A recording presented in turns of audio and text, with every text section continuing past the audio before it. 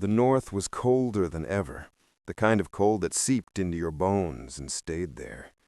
Jon Snow stood on the edge of Castle Black, eyes fixed on the distant mountains, lost in thought. So much had happened. He had died, come back to life, betrayed by his own brothers of the Night's Watch, and now he wasn't even sure who he was anymore. Rumors had started circling, whispers in the shadows, carried by ravens and lips alike, about his true parentage, about dragons and fire, about blood that wasn't just Stark. He tried not to think about it too much, but it was getting harder to ignore, especially after what happened in the crypts of Winterfell. Jon had returned to Winterfell after the Great War, hoping for peace, but peace, it seemed, was a lie in the north. The battle against the Night King had left scars on the land, and deeper scars in people's hearts. Daenerys was gone, killed by his hand, her dream of breaking the wheel drowned in fire and betrayal. He had done what he thought was right, but right and wrong no longer meant much to him. A week ago, Jon found himself wandering the old Stark crypts alone. He often did that these days, walking among the dead, as if looking for answers from those long gone. But this time, something strange happened. He had stood before Lyanna Stark's statue, his supposed aunt, now revealed as his mother. He still remembered Sam's face the day he told him, "You're the son of Rhaegar Targaryen and Lyanna Stark. Your name, your real name, is Aegon Targaryen." Jon didn't want it, the crown, the legacy, the fire, but fate didn't care what he wanted. That night in the crypts he noticed something odd, a breeze where there should be none, a faint warmth in the air right behind Lyanna's statue. He pressed his hand against the wall and felt a vibration, like something pulsing beneath the stone.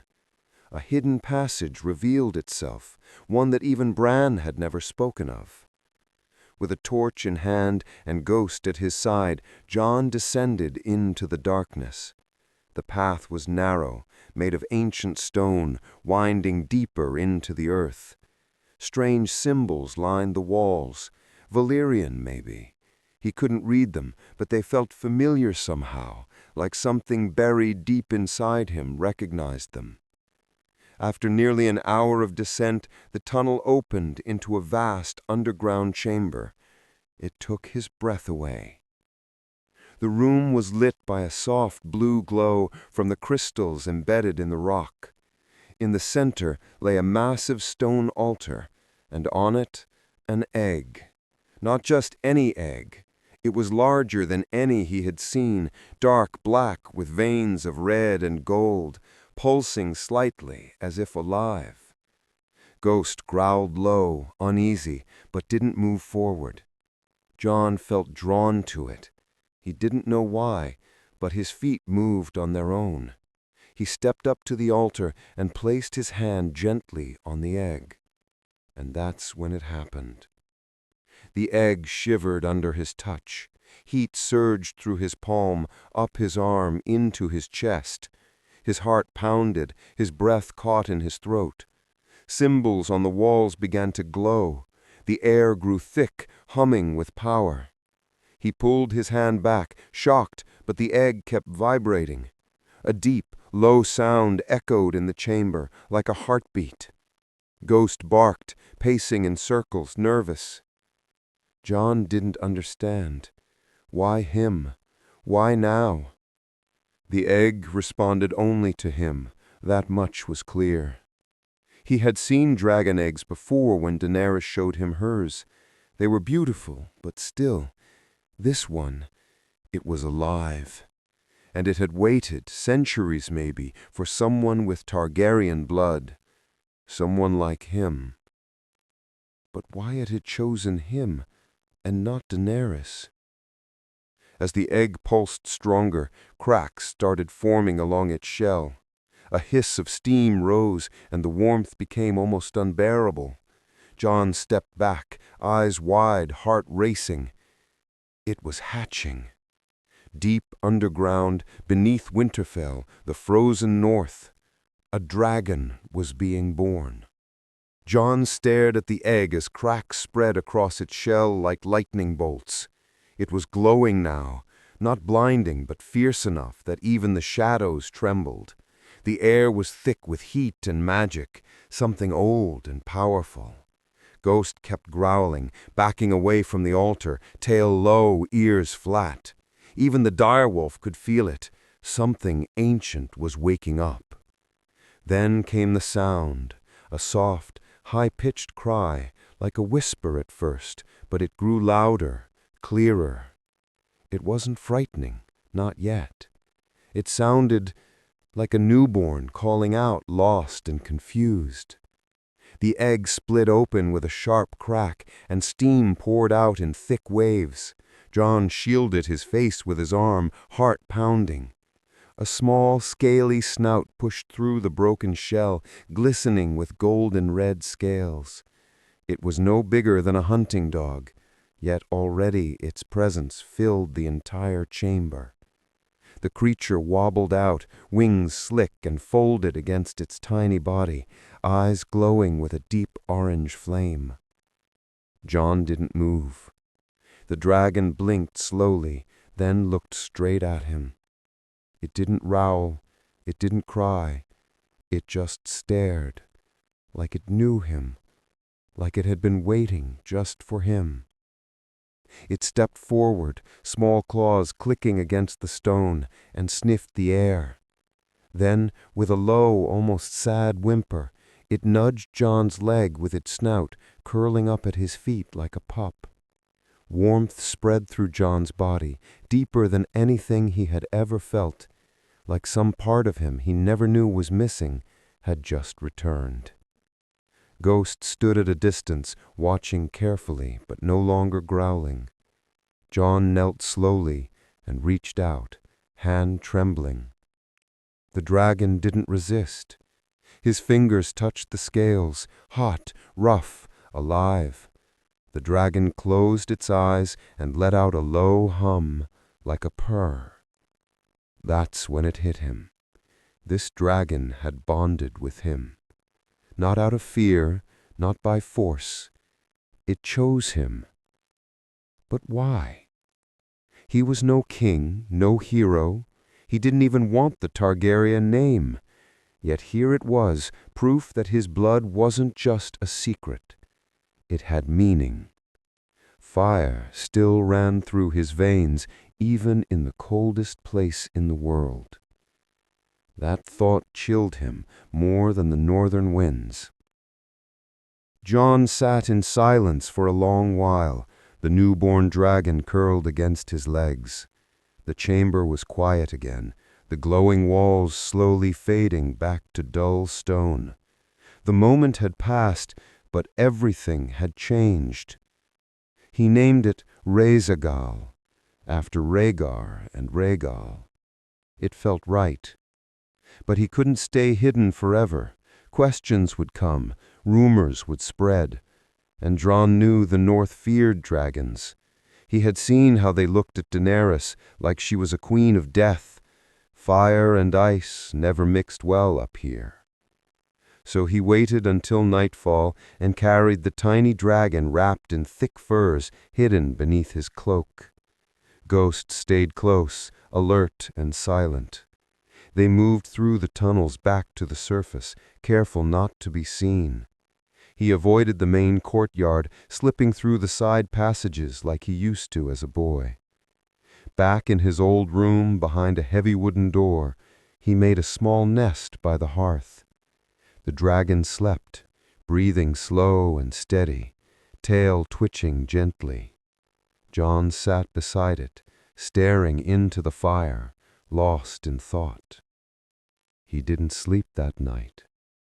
The next morning he left early, wearing his old Night's Watch cloak, the black one he hadn't worn since his death. It felt fitting. Rhaezagal stayed hidden under the stone floor of the room. Jon had found a hatch once used to store food. Now it was a nest for a growing secret. He visited Sam in the library. Sam had returned to Winterfell after the war, choosing knowledge over power.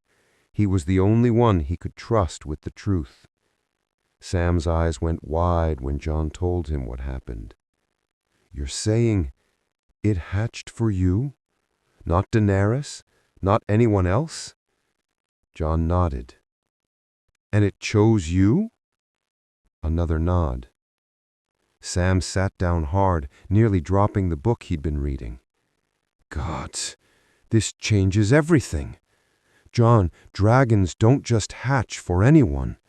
They need blood, real blood, Targaryen blood. And even then, they don't always bond." "I didn't ask for it," Jon said, voice quiet. "Maybe not." But over the next few days, Jon lived like a ghost among the halls of Winterfell. He walked with purpose, but avoided questions. People still looked at him like a hero, like the one who saved them all, but Jon didn't feel like one. He felt hollow, haunted. But beneath that emptiness, something had started to grow, something he hadn't felt in a long time. A sense of purpose. Rhaegal was changing fast. What was once a fragile winged hatchling was now nearly the size of a full-grown hound. It had grown in only a matter of days, and its eyes, gods, its eyes, glowed brighter each morning. It was strong, wild, but never violent. Around Jon it was calm. It listened. It followed. It trusted him. And Jon, though he wouldn't say it out loud, trusted it, too. He had sealed the room where the dragon slept with old Night's Watch tricks, loose stones, secret latches, and a lock only he knew about. Sam visited in the evenings, helping him research anything they could find about dragon lore, especially ancient bonding legends. "There's barely anything written," Sam said one night, flipping through a moldy, crumbling book. "Most of this is legend, old Valyrian songs, half of it's nonsense. But there's one line I keep thinking about." Jon glanced up. Rhaegal lay curled near the fire, smoke lightly drifting from its nostrils. Sam read the line slowly. "The lost fire shall answer only the blood that walks alone in shadow." Jon frowned. "What's that supposed to mean?" "I don't know," Sam admitted. "But it fits, doesn't it? You're a Targaryen, a hidden one, a man who's always walked between light and shadow. You're not just a fire. You were raised in ice." Jon didn't answer. He didn't like being told he was chosen. That word always led to pain. But something strange was happening. Rhaegal didn't just respond to his presence, it obeyed him. When Jon whispered commands, it listened. When he got angry, the fire in Rhaegal's throat burned hotter. When he felt calm, it purred like a cat near him. And there were dreams. He had never been a man for visions, not like Bran. But now, each night his sleep was filled with fire. Towers burning, frozen rivers cracking under winged shadows, and sometimes a voice, soft, female, sad, calling his name. One night he dreamed of Daenerys. She stood at the top of a black mountain, eyes filled with fire, holding a child in her arms. When Jon tried to reach her, the mountain cracked open and Rhaegal flew out from within it, roaring. He woke up sweating, heart racing, but the dragon was calm beside him, like it knew what he had seen. Jon didn't tell anyone about the dreams, not even Sam. But something else had begun to bother him. People had started to notice. Arya, sharp as ever, had asked why he'd locked his door every night, why he smelled of smoke in the mornings, Why, Ghost no longer slept at his side but paced around the room like a guard dog. He brushed her off, but Arya wasn't a fool. Then came Sansa. She knocked on his chamber door one evening, soft and slow. "I know something's going on," she said simply, eyes cold as the snow outside. "You've been acting strange." "I'm fine," Jon lied, keeping his back to her. "You're never fine, Jon. Not really. Not since her." She didn't say Daenerys's name. She never did. But the tone was always heavy when she spoke about her, full of warning, like she was afraid Jon still believed in the dead queen's fire. Sansa stepped closer. "What are you hiding?" Jon turned, tired. "I'm not hiding anything that threatens the North. That's not what I asked." They stared at each other. Two people forever shaped by war and loss. Sansa, now a queen of strategy and secrets. Jon, a man torn between who he was and what he never asked to be. "I need you to trust me," he said finally. Sansa didn't nod, didn't smile. She just stared. Then whispered, Jon didn't return to the castle right away. After Bran left the Godswood, Jon stayed beneath the heart tree long into the cold afternoon. Snow piled on his shoulders, but he didn't move. His thoughts burned hotter than the fire in Rhaezygal's chest. The bridge between what was and what must come. That's what Bran had said. Jon hated riddles. He wasn't like Bran or Sam. He didn't understand magic or visions. All he understood was war, duty, and death.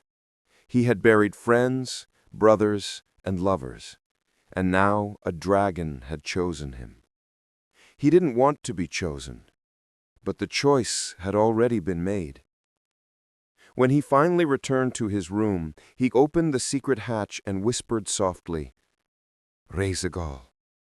The dragon stirred immediately. His golden red eyes flashed in the dark as he crawled out, stretching his wings with a quiet hiss. He had grown again. Now his head was nearly at Jon's chest level.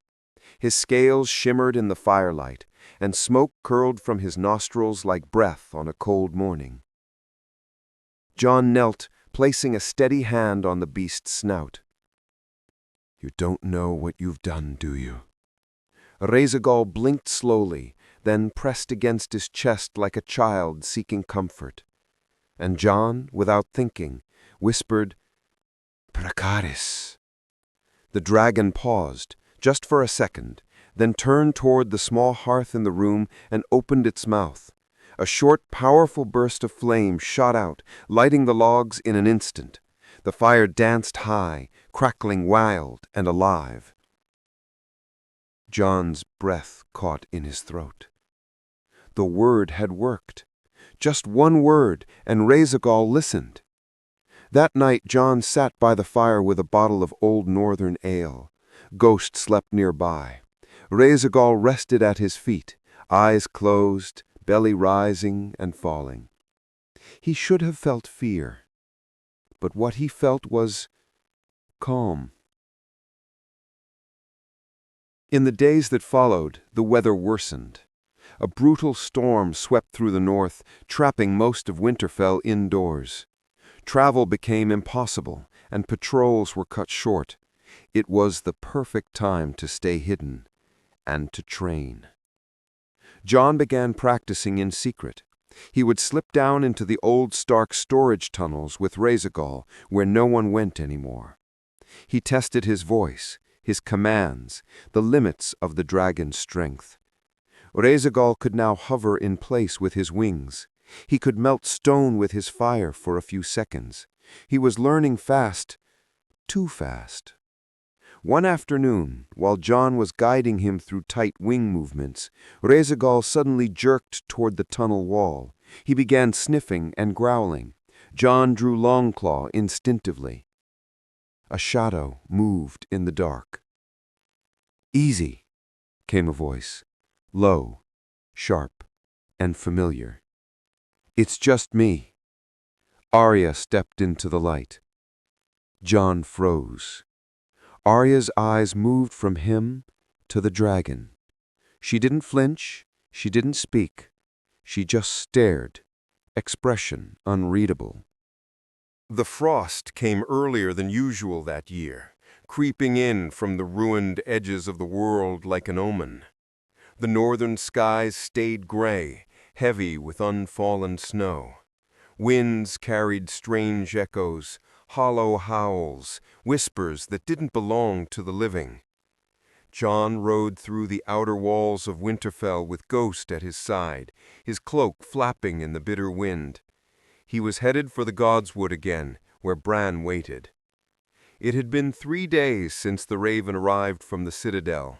Since then 5 more birds had followed, one from Last Hearth, another from Deepwood Motte. Each message told the same tale. People missing, villages empty, wildlings fleeing from lands they once called home. Something wasn't right beyond the wall. Bran sat beneath the heart tree, motionless as always, eyes distant, but Jon knew he wasn't just looking at the snow. "You've seen it," Jon said. Bran's voice was barely above a whisper. Not him, but what's left of him. Jon crouched beside him, snow crunching under his boots. "You told me the Night King was dead, that the magic died with him." "Most of it did, but shadows don't vanish with one strike.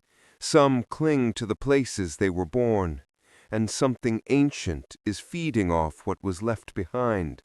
Jon frowned. "Is it another White Walker?"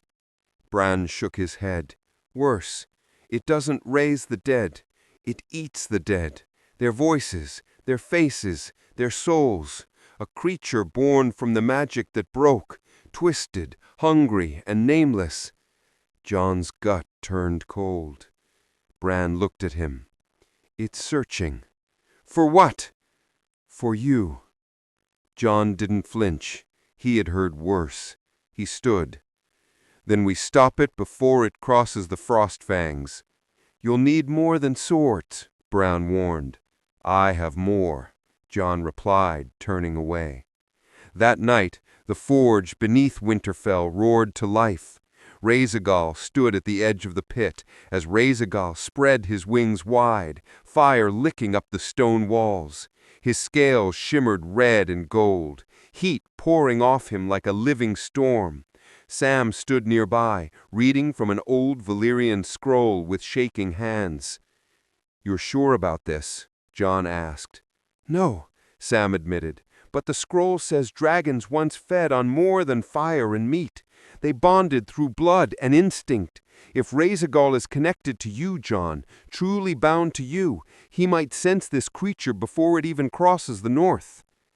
Rhaegal let out a low growl, his breath steaming in the cold air. Jon approached the dragon slowly. He wasn't afraid anymore, not of Rhaegal. He placed a hand on its neck and whispered, "Can you feel it?" The dragon closed his eyes, then suddenly jerked his head up, sniffing the air, growling low in his throat. Jon stepped back, alarmed. "What is it?" Sam looked up from the scroll. "He does feel it. Something dark is moving, something unnatural." And just like that, it was clear. The time for hiding was over. Sansa called a council the next morning.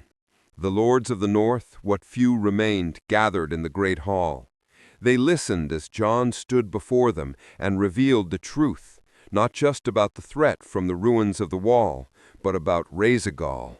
When the doors opened and the dragon stepped into the hall, wings half folded, eyes glowing like coals, the room froze. Nobles gasped. A few reached for their swords, but Jon stood between them and the beast, calm and firm.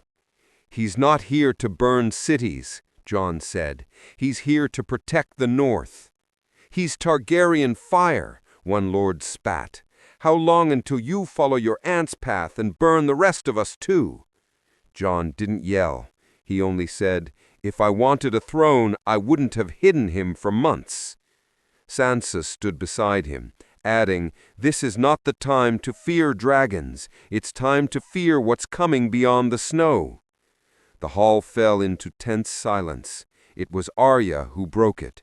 "If this monster is looking for Jon, then it's walking into the teeth of the wolf and the jaws of a dragon." The room shifted. Some heads nodded, some still hesitated, but a decision had been made. By nightfall, word was sent to all keeps. The North prepares for war once more. Jon stood with Ghost on one side, Rhaegal on the other, looking out across the walls of Winterfell into the endless white beyond. He had died once. He had lost nearly everything. But now he had something to fight with, and something worth fighting for. The fire inside him wasn't just a burden, it was a warning, and the cold would hear it soon enough. The wind screamed through the trees like it carried the voices of the dead. Snow fell heavy, thick and endless, the kind that blanketed the world in white silence but couldn't bury the fear rising through the north. Jon stood atop the walls of Winterfell, cloaked in black, Ghost at his side, Rhaegal perched on the far tower. His wings stretched wide, scales glowing like embers under the moonlight, his breath steaming like smoke from a forge. He sensed it, Jon could tell. The darkness was coming. Not just any darkness, something wrong. South of the wall, patrols had returned broken and bloodied, if they returned at all. Wildlings spoke of forests where the snow whispered back, of shadows walking upright without faces, of a creature wrapped in the skins of the dead, eyes hollow, mouth sewn shut. Jon listened. He always listened. And then it came. The first scream echoed from the tree line near the outer villages. It wasn't human, it wasn't animal. It was hollow, like it had no lungs, no life, only pain.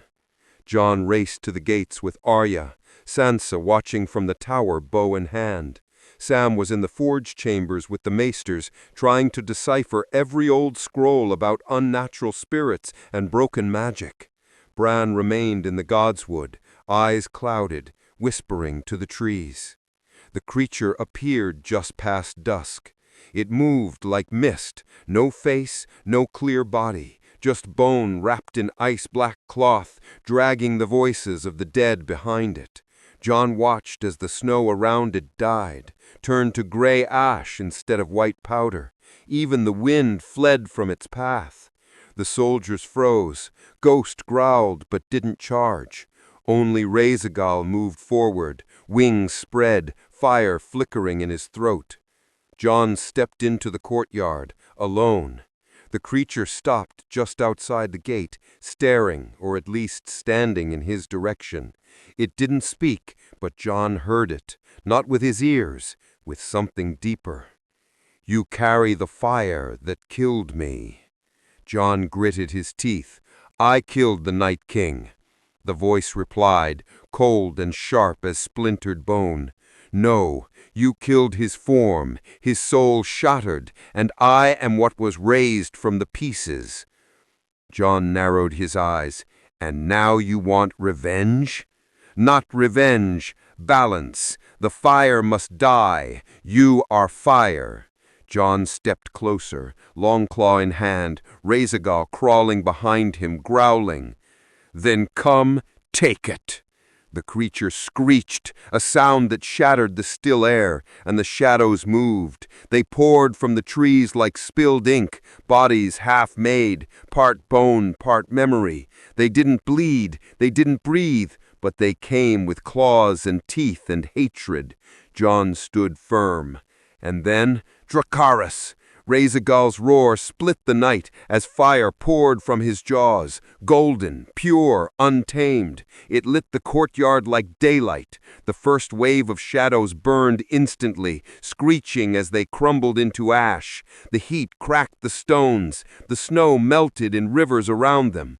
Jon charged, sword drawn, cutting through the surviving phantoms. They didn't bleed, but they fell. Arya moved beside him like a ghost herself, blade dancing in the firelight. Northern soldiers joined in, emboldened by the dragon's fury. The shadow creature stepped forward, arms wide, pulling the cold around itself. Razagul flew above, circling once, then dove, flame shooting downward, blasting the frozen ground. The impact knocked the creature back, and for the first time it screamed. Real pain. Jon moved. He met it in the center of the battlefield, man and monster, fire and ice. Longclaw slashed once, twice. The creature caught it with skeletal hands, and cold surged through the steel. But then Razagul landed behind Jon and roared. The sound shook the night. Jon broke free and drove Longclaw straight through the creature's center as Razagul unleashed fire over both of them. The heat was unbearable, but Jon did not move. He stood as the flames engulfed the thing, burning its whispers to silence, its shape to dust, its soul to nothing. And then it was done. The snow stopped